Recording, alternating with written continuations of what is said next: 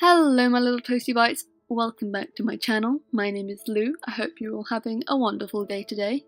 So there is no face today, because 1, I cannot be bothered to set up my camera, and 2, I don't really need it for this kind of video, so you're not getting it. So today I have been watching a lot of art videos. People like Lavender Down and Drawing with Waffles, and I've also been making a lot of art recently. And because of this, I've come to find some of my more prominent flaws in my art, and I thought it would be interesting to share it, because it's less of the actual art, but more of my process, and that's the sort of thing most people probably don't realise that there's flaws to, if that makes sense. For example, I'm not just going to be saying that, oh, my biggest flaw is drawing anatomy, oh, hands, oh, feet, because everybody struggles with that. That's not what I'm going to be talking about. It's more like I said, the process I go through to make art is flawed. And I figured maybe some people will find this a useful way to recognise their own flaws in their process, because it's easy to miss, I think, because I don't hear enough people talking about this. Okay, so yeah. The first thing, and the biggest flaw I have, is laziness. I am probably the laziest person anyone will ever meet. I have trouble putting motivation to do things even if I enjoy them, so that's fun a lot of the time.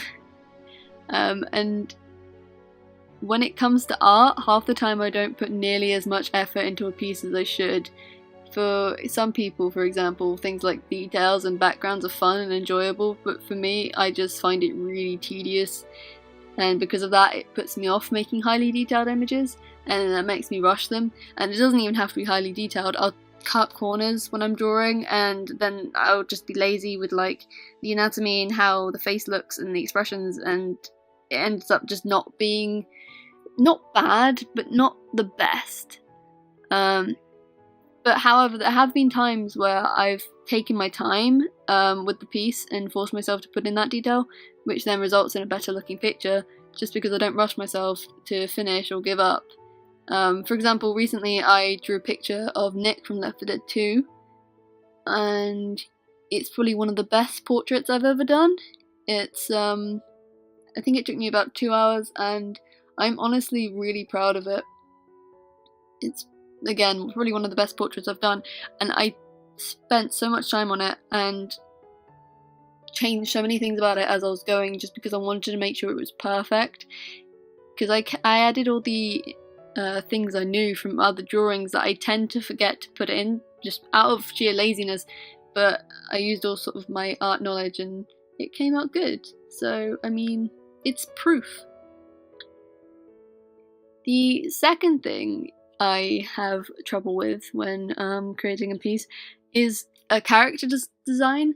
It's sort of related to laziness, but for example, when you're making a, I don't know, if you're gonna make a character randomly just for a picture, I have a lot of trouble with that, especially with like characters with specific themes, because I find it really hard to think out of the box. Like, I'm not actually a very creative person. I will have one idea and I'll stick to that idea, even if it turns out bad. Like, I'm not very good at coming up with multiple ideas, which isn't good. And I almost always will use the same face, the same hair, and the same body type as I always do, which you probably will notice with a lot of my characters. And this isn't good. Yeah, it's not good. And I think the only way to fix that is to start drawing different face shapes and body types. And I have started to draw more different face shapes. For example, again, the Nick face and Ellis from Left 4 Dead 2 I've been drawing again. They have very sort of distinct noses. I don't draw Nick's nose as it should in the game, but I draw it my own way. But they're very different to the kind of noses I usually draw, which tend to be more button noses, because that's the nose I have, and I have more practice drawing myself than anybody else. So I have got better with the face shapes, but I still go back to the button nose, sort of long face, sharp jaw face shape a lot still, so I need to not do that and put more thought into the kind of character profile and character image. So yeah, still got work to do in that regards. So let's hope that I can sort that out. The last thing I have a lot of trouble with is posing or drawing anything other than the shoulders upwards. Trying to put energy and movement into a pose is important for a lot of pieces and can make a good picture into a great one. I can't do it though. I don't use enough references when I draw, so more often than not my poses will look stiff and boring. So I tend to crop the image just so it's the head and shoulders if I can't get the pose to work. And yes, that's the reason why I have so many bust drawings. The answer is there. That's all it is. It's not that I'm only skilled in one thing. It's literally, actually no, that is exactly what it is. I'm only skilled in one thing, and whenever I try something and I can't do it right, I give up, which also goes back to the laziness. So it just comes full circle.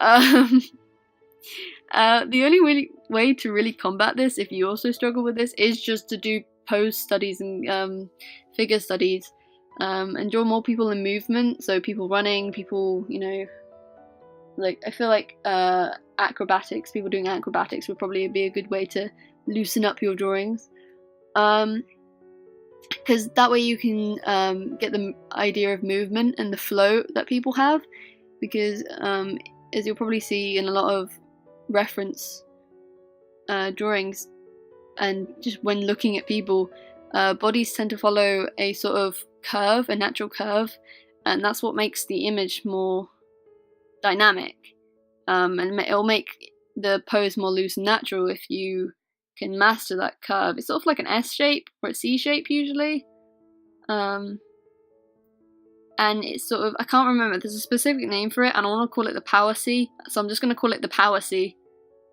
That's what it's called now. So yeah, that's very important and I need to work on that. So yeah, those are all the things I struggle with. It's only 3 things, but there's lots of subcategories in those 3 things, and again, it all sort of goes back to the laziness. I feel like this video is quite short.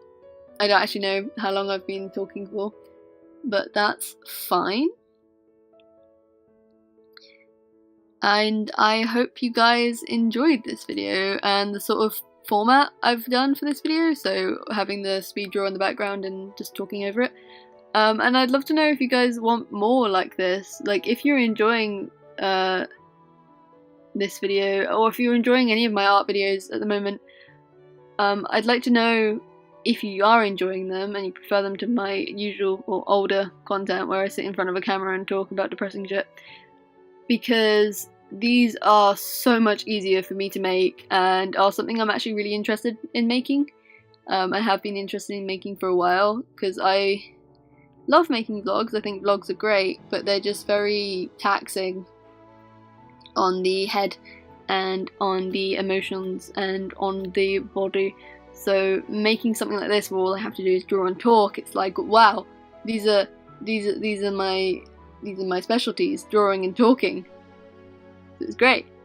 So yeah, so just make sure to leave a like if you do like this kind of video, and let me know what things you guys struggle with in art or any hobby really, because I'd actually be really interested to know. And perhaps we could share some tips with each other on how to get better at not failing at life. Like if anyone knows how to stop me being lazy, then I would greatly appreciate that. Like, so much. You have no idea. It's a daily struggle. It's like every day.